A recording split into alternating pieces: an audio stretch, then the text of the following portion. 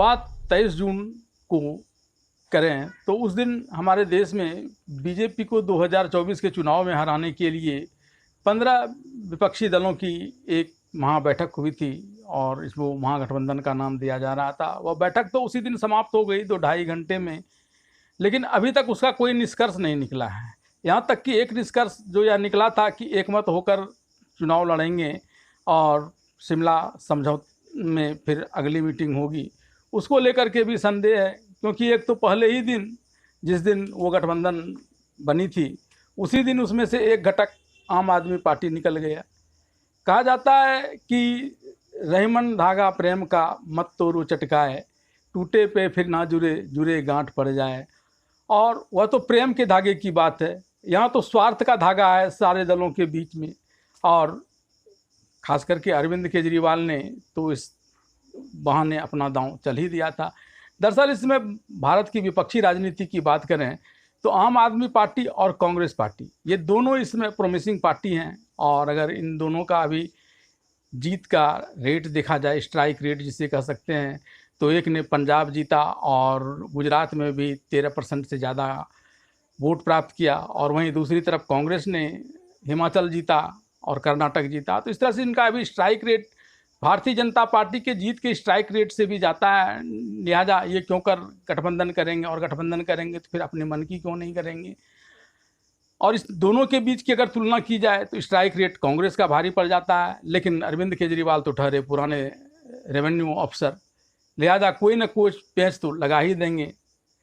कहा भी जाता है कि एक बयान में 2 तलवारें नहीं लग सकती, लिहाजा अरविंद केजरीवाल ने अपनी तलवार खींच दी दिल्ली के अध्यादेश के बहाने, ट्रांसफ़र पोस्टिंग वाले कि पहले इस पर साइन करो, पहले इस पर एकमत हो जाओ, तभी फिर आगे बात बनेगी। और जब बात नहीं बनी तो फिर खुद को इससे किनारा कर लिया, और किनारा भी इस हद तक कि उन्होंने तो यह तक कह दिया कि जिस गठबंधन में कांग्रेस रहेगा उसकी मीटिंग तक में ये नहीं जाएंगे।